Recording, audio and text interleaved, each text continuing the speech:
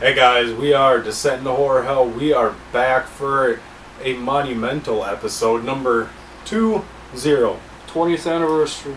It's almost old enough to drink. But we've been away for a while too. It's good to be back. As you can tell, new digs. Yep. Me Ghoul has just moved, so we been a lot of shit going on. Yep. Really haven't had the time to kind of get together and work on something new, but we definitely got a lot for you. Should be a good time. We're gonna go through our recent watches, like we got some doozies. We're gonna do a little countdown for you, which if you watch some of the older ones, you'll know what we do. And then of course we got the saddest part of the show, which you will find out, is we have lost some legends of recent, including one today. Yeah, we'll get to that later. The taping of today we'll get to, but so we'll get around to all that stuff. So enjoy this nice little intro, and we'll be back, guys. Cheers. Cheers, Ghoul. Cheers, everyone. Welcome back to Descent into Horror Hell. 10, 9, 8, 7, 6, 6, 6.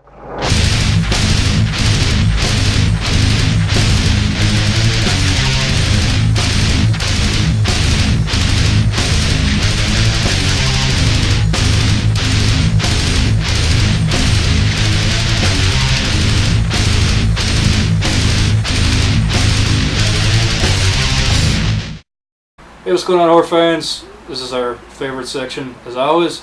Recent watches. Could be an old movie, a new movie, doesn't matter, as long as we get some kind of sick pleasure out of it. And then you guys will eventually, of absolutely course, check them out. Yeah, absolutely turning on to some good movies that we've been watching. So I'll go first.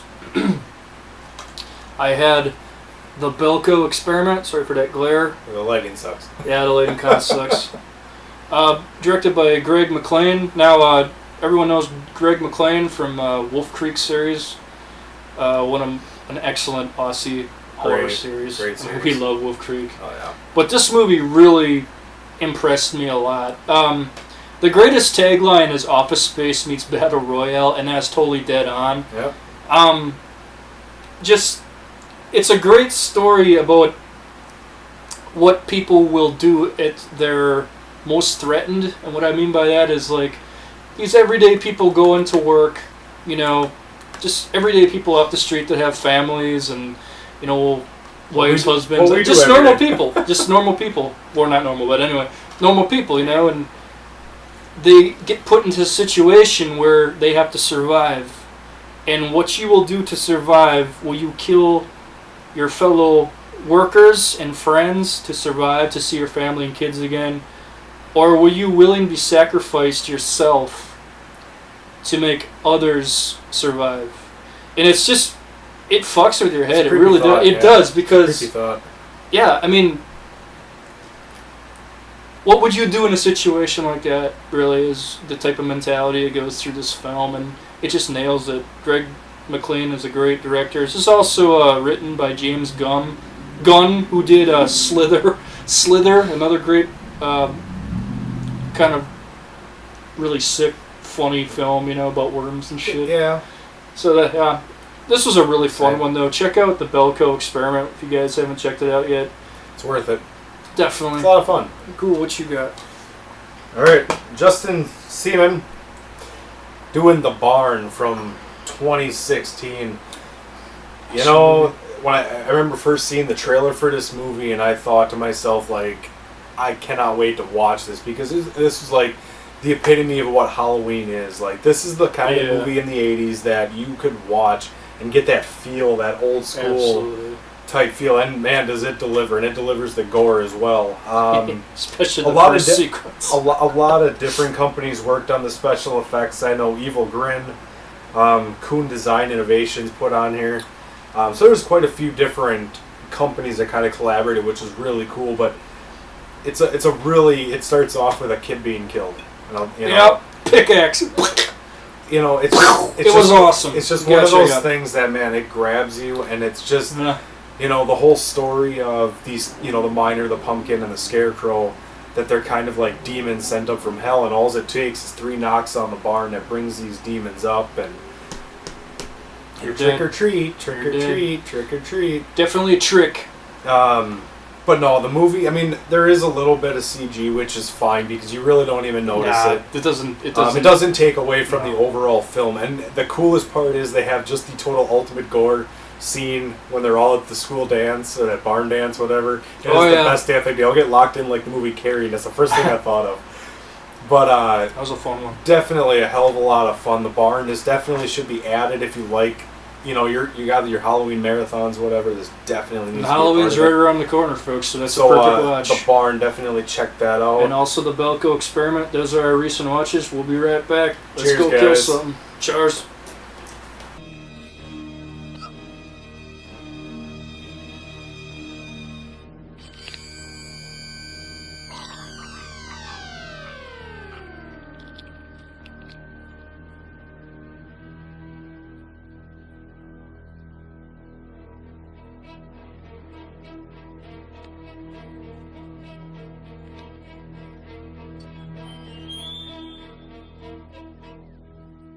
Hey guys, welcome back from the gore scene there. You know, with Descent into Horror Hell, we're on our 20th episode now. Shit, that's a lot of movies. We on the life, man. Wow. You know, so we thought, you know, coming back, you know, what did we want to do? Something that, you know, kind of bring it all kind of back to our roots in a sense. You know, we used to do the countdowns.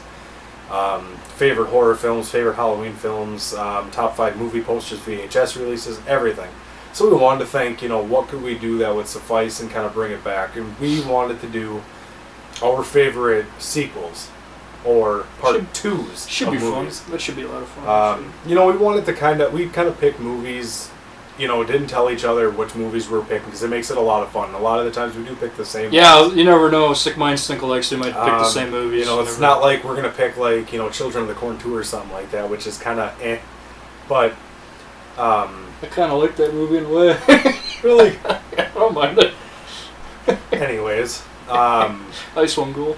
So, you know, so we wanted to pick sequels. We didn't want to do prequels and all that kind of stuff because there's a lot of movies that the second movie actually kind of told the story before the first one happened. Right. We didn't want to do anything like that. So we wanted to kind of stick to our favorite Basic formula.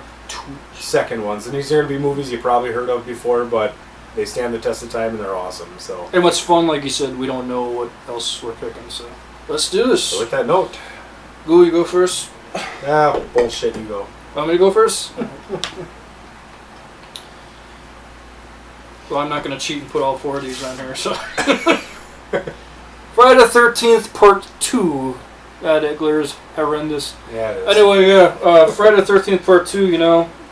It ain't Pamela Voorhees running around, it's her beloved son, Crystal Lake's finest citizen, Jason Voorhees, running around with a fucking pickaxe and a fucking pillowcase over his head, which is taken pretty much right out of The Town That Dreaded Sundown or something like that. Yeah. But anyway, it's a great film. I would like to say Steve Dash was Jason, not Warren Gillett, or whatever his name is. He gets the credit for being Jason in Part 2, which is true, but he's only in the makeup at the end when he comes crashing through the window to grab, what's her name? Ginny. Ginny, yeah.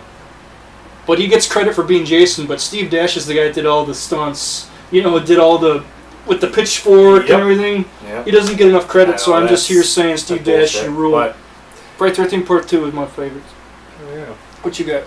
Alright, we are on All You Can Eat Blood Feast 2, the late Herschel Gordon Lewis. Man, this that movie's a trip. this came out years, upon years since the first one. It's kind of his comeback from marketing back into directing. You know, what is it? Ishtar. The blood goddess. Yeah, he's got to basically just, you know, sacrifice, and he has the store, and all these people come in, and they're like, Satan! Mrs. Lampley, the bitch. Oh, man. I hated her. Butt steak. Oh, man. It's just... And the fat cop. You can't forget about the fat cop. Guy always eating. Yeah, oh, man. Eating something. And John Waters at the end is a priest. Yep.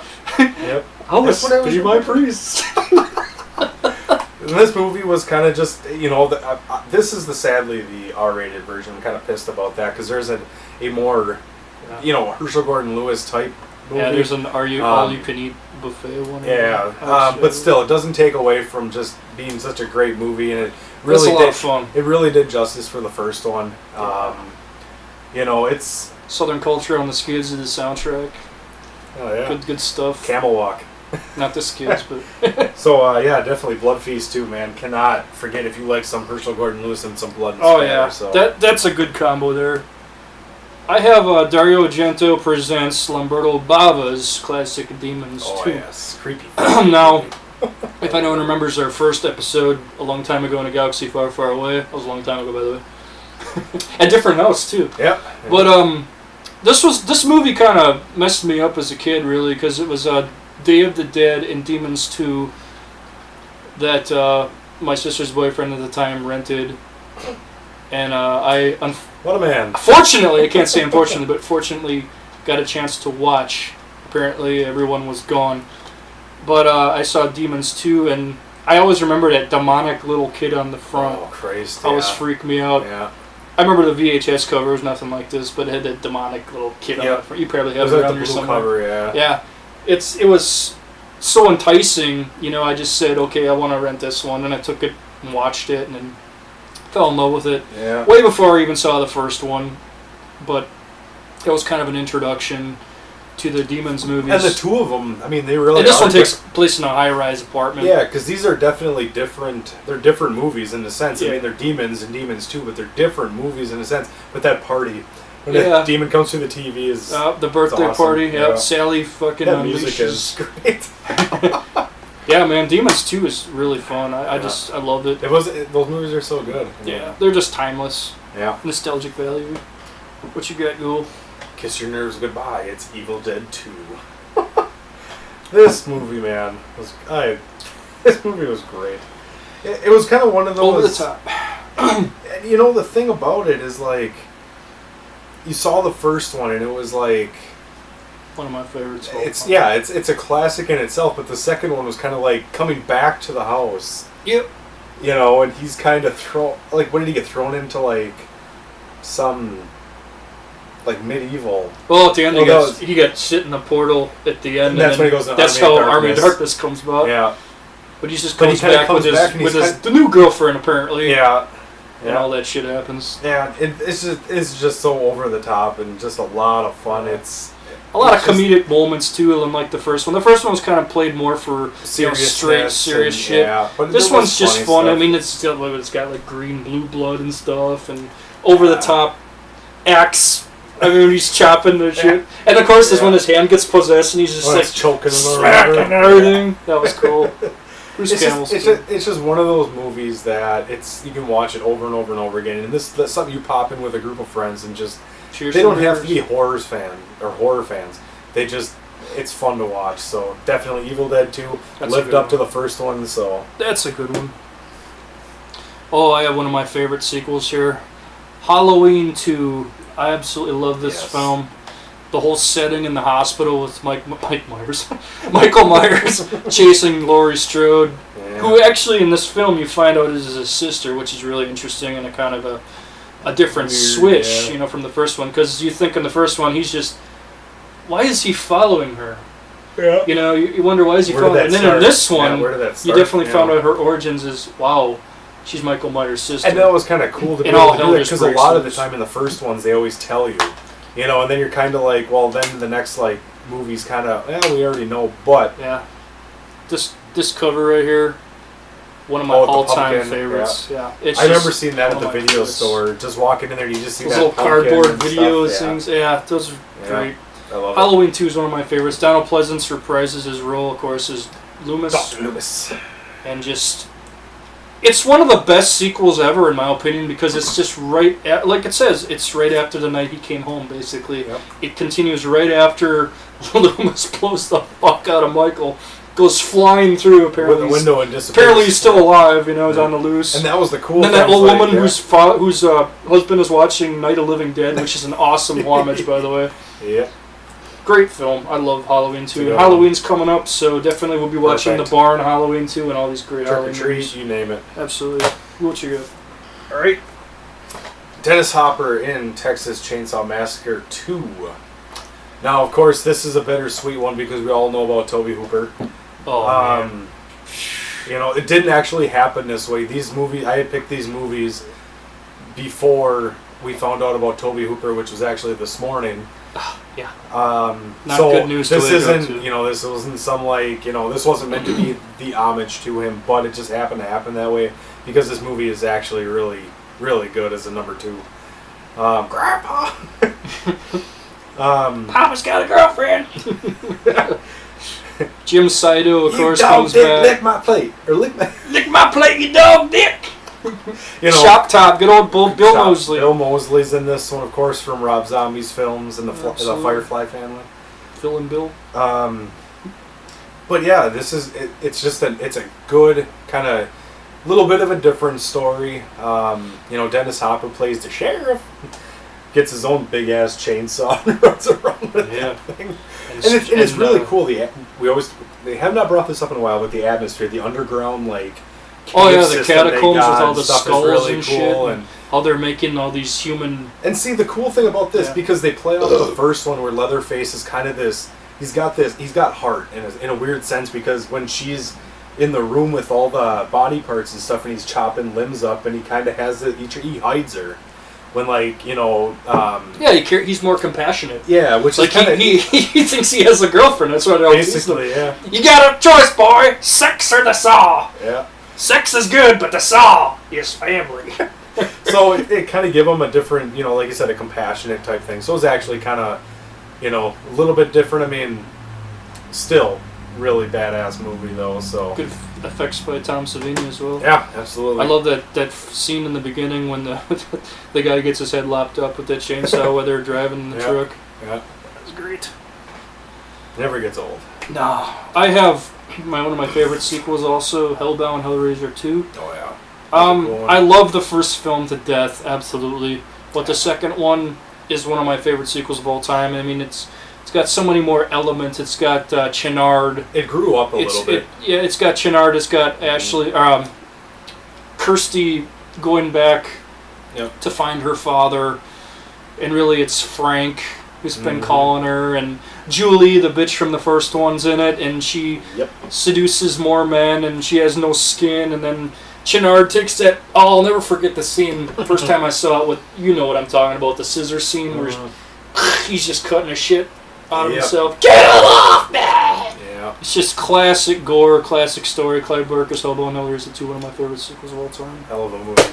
And then it kind of Bloodline was alright, and then it kind of started to. I liked Hell on Earth also, Part 3 as well. That was okay. Bloodline was 4 or 5, and then Hellworld was just weird. But yeah, Hellworld sucked. All right, Tom 6, Human Centipede 2. Ooh. Now I need a shower, Ghoul. I see. We all watched the first one, and the first one got so much reprise for being just gory and over the top and something different. I'm telling you, this is better than the first one. You want over the top, you get Human Centipede 2. And I take nothing away from the first one. The first one it was groundbreaking. It was definitely different, and this one takes off of that very well. As in, Martin has, all the photos from the movie, and he basically idolizes the movie. Yeah, he idolizes the movie with pictures and the diagrams that the doctor had in the first one, and he decides to make his own centipede. And it's so morbid. The baby scene. With the pregnant woman.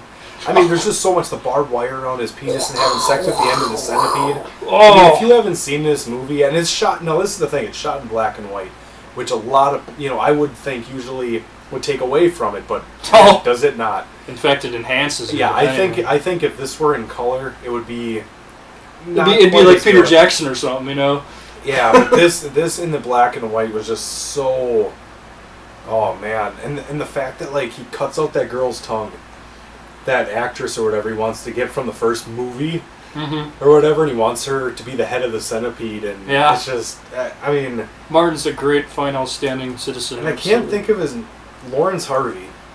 That the guy that played Martin? That's who plays the fat Martin. guy? Yeah, Lawrence He's Harvey. a creepy motherfucker. And, you can see him out at conventions and stuff like that. He'd be a guy I'd like to meet, because he plays such a sadistic killer, and it's Human Centipede 2, man. Yeah, man, that's a good one. The third one, the final sequence, not that good. This was the best of the three, I think, but yeah, that's a good one. still a number 2. Absolutely. Oh boy, Ghoul. Here we go. You son of a bitch. TCM2, baby. Yeah. Yeah, I had to have it as well. You can't help it. I mean, Can't help it. It's awesome. hope you broke a disc. It's awesome, man. Like we said before, Jim Saito is the cook again, and Creighton Sawyer number one. I mean, there's so many quotes in this movie. Yeah. It's got comedy to it. I mean, oh god, man, it's like a dark comedy, and the Very part dark. where Bill Moseley gets a tour of the record store or the record oh yeah, place. yep. And he's like, "How about Iron Butterfly?" Bubba, me and you listen to all the time. Yeah. Bill Moseley's great. I guess I'll say a couple things about Toby as well. Like Ghoul said, we heard the unfortunate news this morning, which was not good news to wake up to, that Toby Hooper has passed. Another horror legend gone. And of course, we all know. I can't reach over that far, but you can see. You got Gunner another back there face representing. Yeah, both Toby of them and rest in peace. Marilyn Burns, Bob Burns, Bob Burns, Par Bertel, Christ, the Jim entire- Saito, There's nobody left. Gunnar Hansen. I mean, it's really sad, man. A lot of the cast of the original is gone. Mm-hmm. But we'll get to that at some other point. But just want to Later in the show, say we'll that talk about it, but yeah. me and Ghoul really miss Toby. He's a really great director, and TCM2 is a great sequel as well. So those were pretty much our picks. That was kind of fun. I'm not done yet, you son of a Oh shit! I'm sorry. I'm always cutting you. And the one that he forgot, that Skidgore forgot. Oh, Amityville 2 How the hell he Possession. forgot this? Amityville 2 Possession. Boom! Right Man. there. I can't believe I forgot that one. One of my This, you know, favorites. because Amityville really took off, and there's so many in the series, but the first two were the best. Yes. The first one, of course, took I can't brain fart on his name. He's an Italian director, though. No. Family. God damn it, I can't think of it. Oh, the DeFeo family. DeFeo, that's it. It's based on a DeFeo family, but they're called Yeah. something else. I forget what they're called. Yeah. Montelli, the Montelli Montellis. family. You know, so they kind of it's a takeoff of that, but the son is possessed. Sonny. Yep. And he ends up murdering the family, and then it's kind of an Exorcist type thing where the priest becomes possessed, and then shit just hits the fan. Kind of get two movies in one in a way. You kind of get The Yeah. Exorcist, and then you kind of get Amityville. The original as well, Amityville yeah. Horror. So, Amityville 2 is definitely creepy. Really cool effects in this movie Oh. for being a supernatural type. God, I will say horror the film. first time that I saw the actual shooting scene at night, Oh, where he blows his family away, Yeah. that was that still to this day is some of the most disturbing footage Yeah. I've ever seen, because you see kids. You don't see kids die, but you get what's The happening illusion, in that right? room. Yeah, Yeah. and what you don't see is pretty much worse than you see, pretty much. Yeah. And the director, I'm sorry, I forgot his name. I know he's an Italian director. Damiano Domini. Yeah, Damiani. I think he was somehow really involved with Fulci something as well. I think I heard something about that. That was a great film, one of my favorites as well. But yeah, there it is, guys. That would be the best of our best of part 2s. Again, we can make a huge list. You can do Child's Play 2, which was actually a pretty good one. Jaws 2. Oh, fuck! I mean, there's so many. Felt bad for not having that one. But there's so many sequels, and it's like you could go on for hours. And we always bring this up as we could talk for hours on this stuff. But Sleepaway Camp 2, yeah, Silent Night, Deadly Night Part 2. I mean, Feast 2 was good. Stepfather 2. Yeah, The list goes on, man. Friday the 13th, Freddy's Revenge, the gay one. The Dead 2, which anybody ever seen that movie? The Dead 2 is really good too. That's good. So I mean, it's I try to limit them to 5 just so we can kind of get to other things. Yeah, But we have a lot of definitely, other guys, things to get to. I hope you guys come back. I think we're gonna change it up a little bit. What you got in mind, Ghoul? I don't know. We'll find out, guys. Leave something, Richie. We'll be back.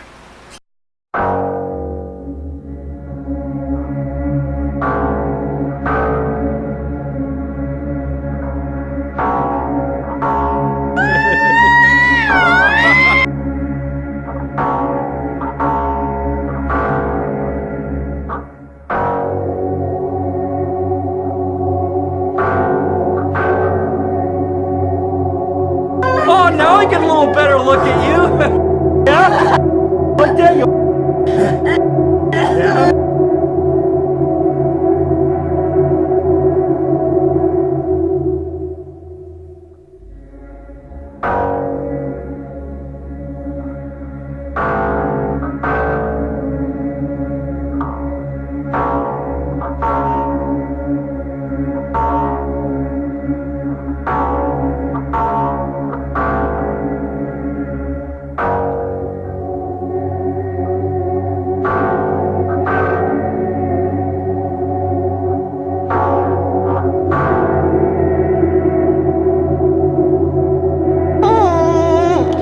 Boy, let's get her wrapped up.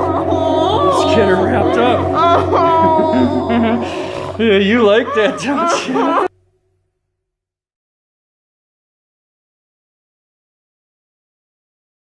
Hey guys, welcome back.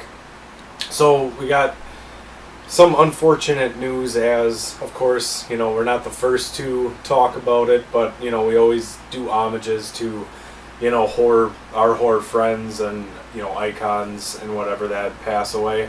Legends. In this case, we're really going to focus on two of them. The third one, of course, Toby Hooper, we will talk about, but when we actually, you know, there's more information, we can kind of really gather kind of what happened, then we'll talk about it. So Absolutely. Definitely the next episode will, you know, definitely be a Toby Hooper Promise. tribute. Trump promise. Absolutely. But this one of them is one of our really good friends, and then another one, which all you know, is George Romero. But let's start with our buddy Dave Curtis. Yep. Passed away this summer, a few months ago, heart attack. And if you guys have watched this show, we actually posted a video. He owned a store called Graveyard Records down in Milwaukee, which first time we ever went there, we went to the Super Joint Danzig show. It was a Halloween show 2 years ago. And, you know, it was really a sudden thing, and it was not... He was just one of those guys, man, you could sit with and just talk for hours. I remember I asked him about Stories. a figure. I think it was like a Linda Blair figure from The Exorcist. Oh, the puking one, yeah. Yeah, she's in the and bed he or ended whatever. up telling me about what a bitch she was at the convention and all these Yeah. stores and everything. He was just such a cool guy to talk to. Yeah. Like, if you asked him one thing, he would just sit and talk to you for He'd hours. offer you a beer in his, Oh, in his God, shop. You yeah. guys would just sit there with some PBR and just Shoot the hang shit. out. And it was kind of one of those things where, He was a great guy. you know, you don't really know. It doesn't, you know, that somebody makes an impact on you until, like, when they're gone. And then it's just, you kind of sit back and go, shit, you know, it just... And me and Ghoul only met him, like, I don't know, maybe twice or three times, Yeah. but he made such an impression Mhm. on us that we would just always jump at going there all the time. Mhm. Anytime we could, like if there was a show in Milwaukee or Chicago or whatever, We'd be down we would there. always be there Yeah. to hang with Dave, have a cold beer, listen to great stories about, you know, Gunnar Hansen and Angus Scrim and Kane Hodder. I mean, he was friends And with all Betsy the... Palmer smoking a joint. Yeah, Dave was a great guy, man. Wow. Dave Curtis was a great guy. He was very funny. He was serious. He was a passionate collector. Very passionate. Very passionate. One of the he greatest. didn't take shit from anybody. Like, No, he'll beat the shit out of you. because He's I still remember he talk about, like, he wanted a store. I mean, if you went into a store, and there's a video that we made when we went through his store, and we'll post it on here, and you guys can check that out about, you know, what his store was. It was not for, you know, kids to go in there and play around. I mean, this stuff was for collectors, and that's what he made a store for collectors. If you wanted to spend $250 on, you know, an action figure, a 12-inch action figure, you would find it there. Ghoul got a couple masks. He's got that zombie mask. Yep, I got my Fulci zombie mask from there. I bought a couple serial killer DVDs from him, and Yeah. you know, we always supported Dave and his store, always, and we're really gonna miss him and his store. I mean, Chicago trips and Milwaukee trips aren't gonna be the same anymore, really. No, it's just it's a different atmosphere, and it's just one of those things where, you know, you hate to lose somebody so close, and And we definitely for our anybody heart goes out to his family as for people well, watching this, his guys, friends. rest in peace, Dave. We love you, Dave. We'll miss you. One last cheers, Dave Curtis. You're cool. To Dave. Cheers, Dave. We know you love the beer.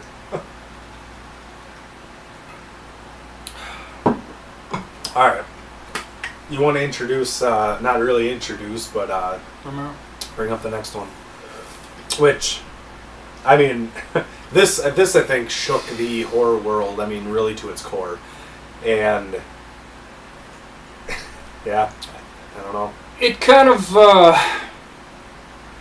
Still doesn't seem real. it hasn't really even set in. And it happened, I mean, even Toby went, I mean, its death still hasn't set in, but I wasn't even over George Romero dying, and then all of a sudden Toby goes. I mean, it's like I also got to to say Martin Lando as well. I mean, Yeah. rest in peace as well. I mean, they're dropping like flies. See, this was like what I compare like this, Romero dying to like when Lemmy died. Yeah. For us, it was just one of those things where it's such a legend for so many 40 plus years of doing music or doing film or doing something that we're passionate about, we love, and that day that it's coming.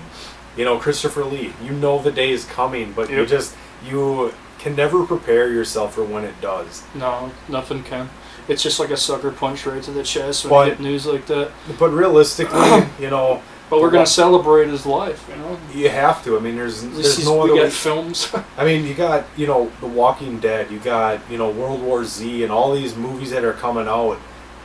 Thank you, George Romero, for even coming up with that. Now, I'm not a Walking Dead fan at all, which, people will stop watching us because I said that. If but it wasn't for George Romero, there wouldn't be that. you would not have zombies that eat people, period. Nope. Zombies before that worked in sugar mills, Or possessed. or slaves of their own fucking Mind. condition Yeah. or whatever. Like George White Romero Zombie turned took into- zombies. He took that old fucking Richard Matheson mentality of like Last Man on Earth and shit like that Yep.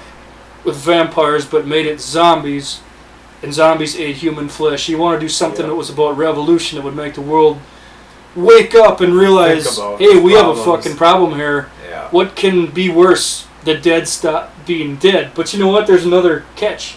They like to eat living people. That's a big fucking deal. Yeah. And of So, course, Night of the Living Dead. I mean, we could have a whole fucking horror cast just about Night of the Living Dead.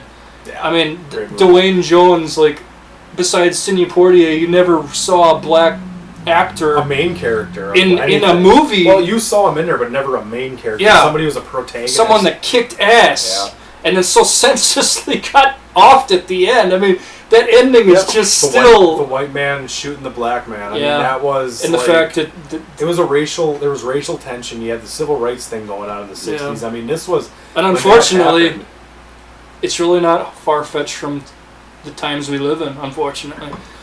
But we're going to concentrate on the great films of George Romero. Yes, we did. So, we're going to go with Day of the Dead. Yeah, I mean, Bub, one of Tom Savini's greatest cinematic achievements for gore. Besides at least. Maniac. Maniac was Yeah. pretty good. And of course, we'll save that one towards the end. Yeah. Since we kind of talked about it. We got Creepshow. This one we Yep. and Ghoul love as well. Of course, you got the Good werewolf movie, The EC Beast. Yep, good EC Comics style. Came off of that. Yep, you had. Whoa, you better not touch that. Stephen King, of course, was in that one. We have Martin, Oh, which is a great underrated vampire Yep. film. Actually, it wasn't George Romero's favorite films. He said it in an interview, and rightfully so. It's a great film. John Amplis is great, isn't it?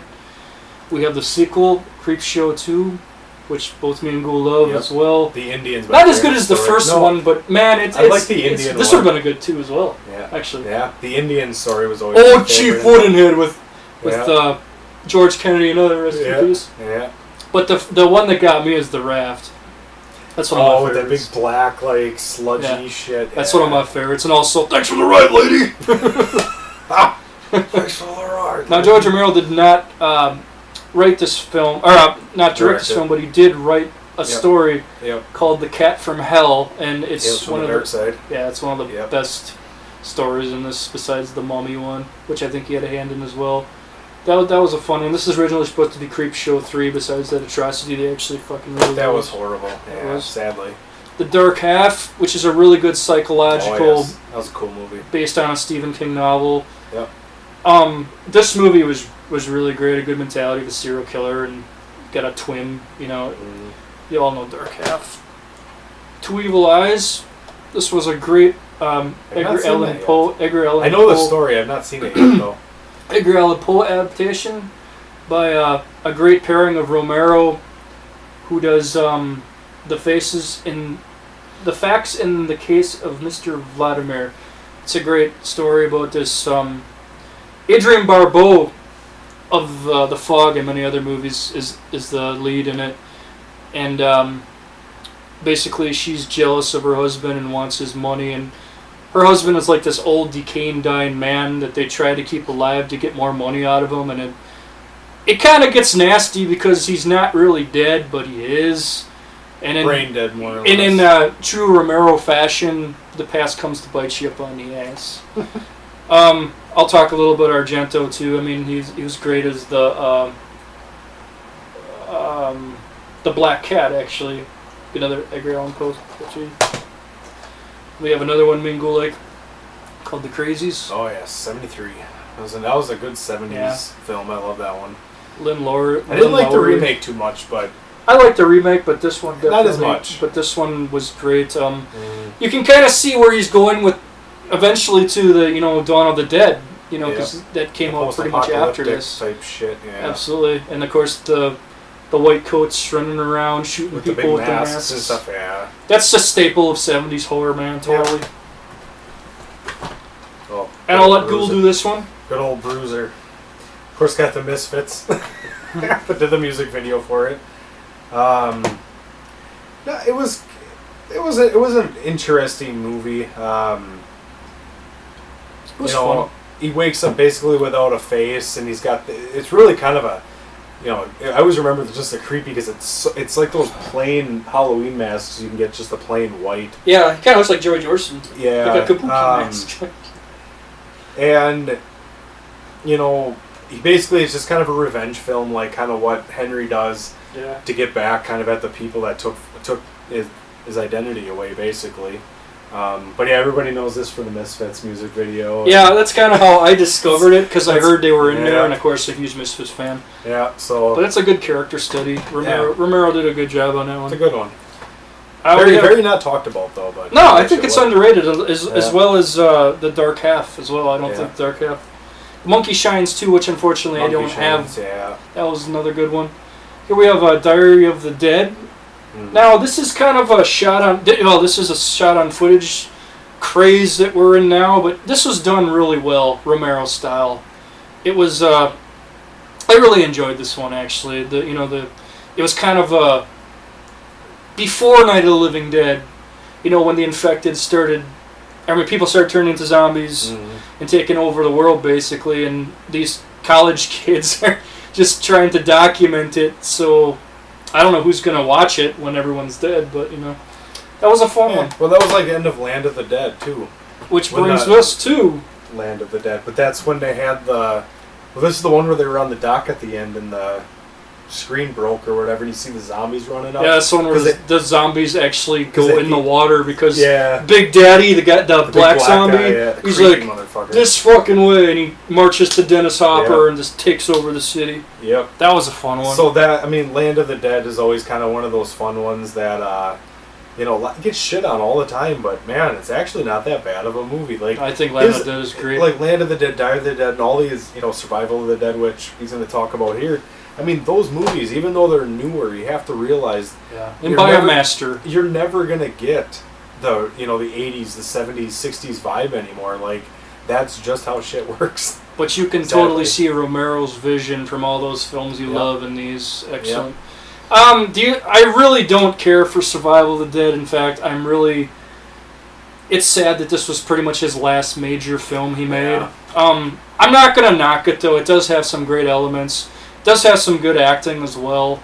Good scenery. I like the scene. I like the concept of an island. Trying to escape the living dead and shit.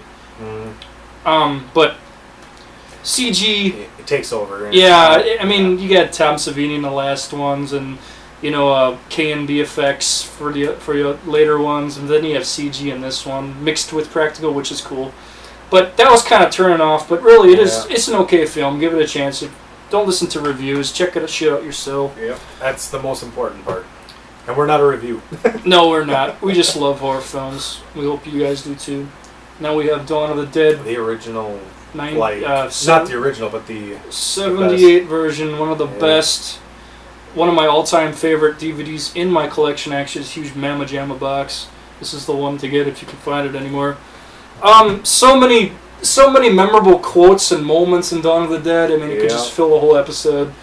You know, the helicopter zombie.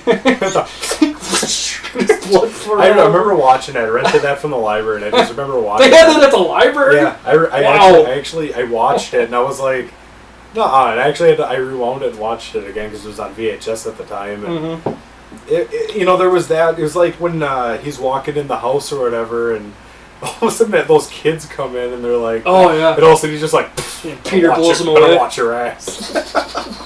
You never point a gun at anyone, mister. It's just scary, isn't it? I always made fun of the actually it was the coolest part, which the goriest scene at that time when I first watched this, that was the goriest scene, was Tom Savini getting his intestines ripped out when he got knocked off the bike. That was the first goriest scene I'd ever seen. That wasn't Tom Savini. Tom Savini was the guy that went over the balcony when he got shot by Peter. Oh yeah, we did the. Well, I don't know who did the intestines scene, but I know Tom Savini did all the effects. effects. He did the effects. That's of all that the matters. Intestines, but I remember. There was just a bunch of pissed off bikers trying to take over the mall. There is a documentary about. Document of the Dead. Yep, and it was very old, and you got. That's actually on there too. And you actually got George walking through the mall, and he's sitting there smoking his cigarette, and he's just like, "Oh, this is where this is going." He was worried about how Tom Savini, like when he flipped off, that he would hurt himself. And yeah, because he landed wrong. Yeah, he was his own stuntman, and then Tom's like, "Oh, George, I'm fine. I don't care. Yeah. Just do it. You want another take? No, that look good. Okay." Yeah, it was such a trooper, man. It really is just one of those things, and it always got me to start thinking like. What would I do if I was locked in a mall when there was nobody to tell me I couldn't do what I wanted to do, Yeah. That was like, and that's... But the only cool thing is you have...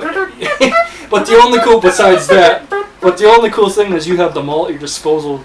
You can do anything you want, but eventually it's going to get old because there's never going to be another book that's written. There's never going to be another film that's made. Yep. Another newscast, nothing. I mean, everyone is dead around you, basically. Yep. So you get that sense of isolation, even though you're in a mall. Like, it still sneaks up on you where you're like... The gun store was the best, though. Yeah. You're just going in there going... Yeah. The one scene, I mean, the one... Okay, hang on. When Fran takes a picture of Steven... Yeah. Or no. Yeah, Steven takes a picture of Fran, and then Fran looks at him back, dead serious, like, good, when you're finished, we'll drop it off at the drugstore and have it developed. And you're just thinking, holy shit, that hits you because you realize, who's ever going to see this shit? Yeah. It's not going to matter. It's kind of like when at the end of Day of the Dead, when that other black guy is talking about, like, what's all this research shit going to matter? Let's go to an island and make babies. Right? It's okay. Now, if you had to pick Dawn of the Dead, if you had to pick... here it is. Funny or sad, or serious, one scene... And Dawn of the Dead? Yeah. For serious? Or funny, doesn't matter. Oh, for funny, it's got to be the pie contest.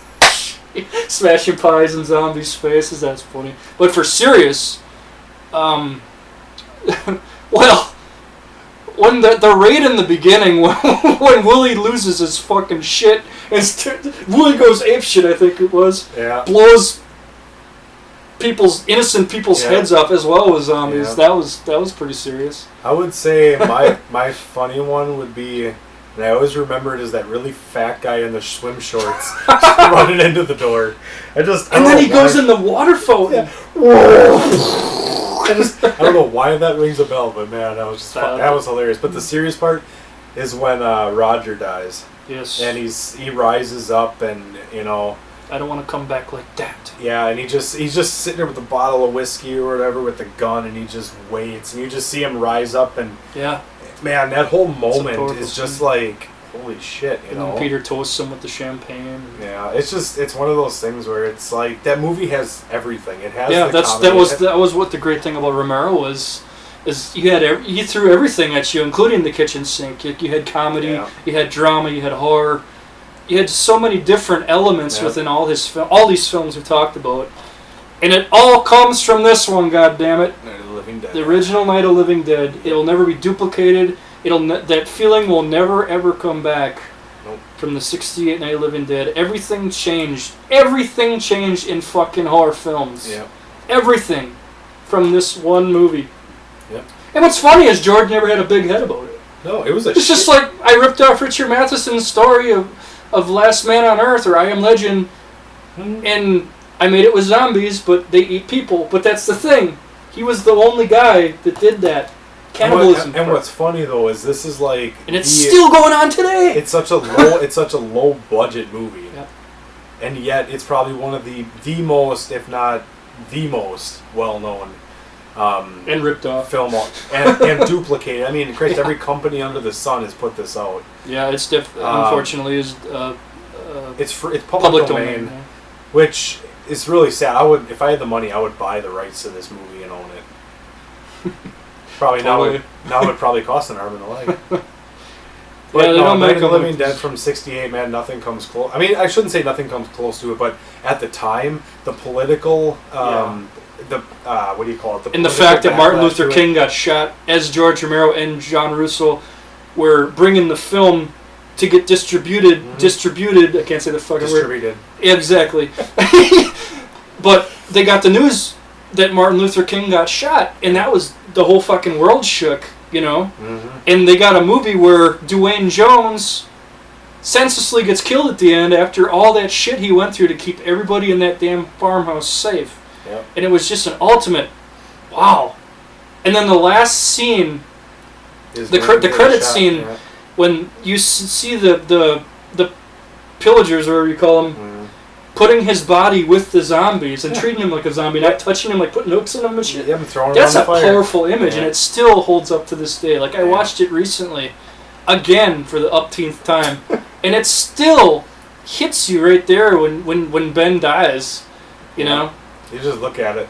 And if you guys have never seen Night of the Living Dead, not only should you not be watching us, but just stop everything you're doing and go and buy, rent, download, you little bastards. I don't fucking care.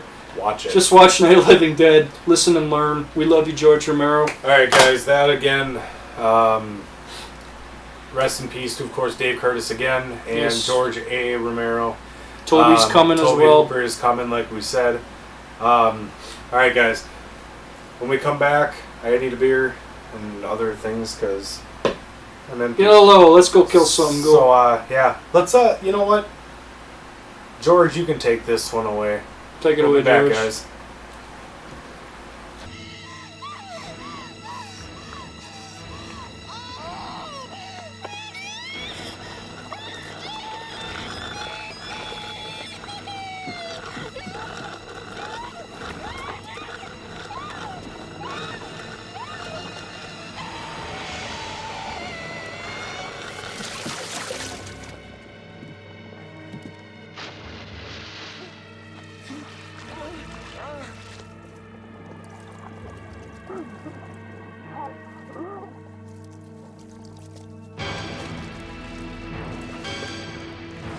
Going on, horror fans. That was a fun episode to do. They're always fun. Come on. Kind of sad in a way, but it's good to be back. I mean, we've done one like 2 months at least. Yeah. So hope you guys remember us. Thank you all for watching. Definitely, we got some good shit planned up because Halloween is pretty much our Christmas, and it's right around the corner. So we got some real doozies for you guys. We got a lot of good shit planned, and it's not even all horror films. I want to let you guys know that take it away, go. In October here we got a thing called a Wendigo Fest, which is a festival that's been going on. It's actually the first year in our hometown. And if you know Manitowoc, nothing ever happens around here. Yeah, so it's a horror festival. They got people. They got a what the hell is it? A fire windbagger, whatever the hell you call them. They got a short film festival, which festival, we'll probably be doing as well. A parade. So you know, we're gonna get some of our correspondents together. We're gonna go head down there. So we're gonna have an episode basically from here and from there. So you definitely don't want to miss that. It's October 8th and 9th. So you guys definitely don't want to miss that. It'll be a lot of fun, and of course, so when we get as promised, Toby Hooper is coming as well when we know more, and you guys know more as well. And also go buy the new Hoxton album because it kicks some major metal ass. There you go. I got some promotion going here. As always, I'm Skid Goer. I am Ghoul. We'll see you next time. Let it rip. Rest in peace, Dave Curtis, George Romero, and Toby Hooper. Martin Lando, the list goes on. We love you all. Thank you all for watching. Descent into Horror! Later. I feel comfortable in that at least the films that I made were, I tried to say something with them and you know, either use them as social satire or criticism.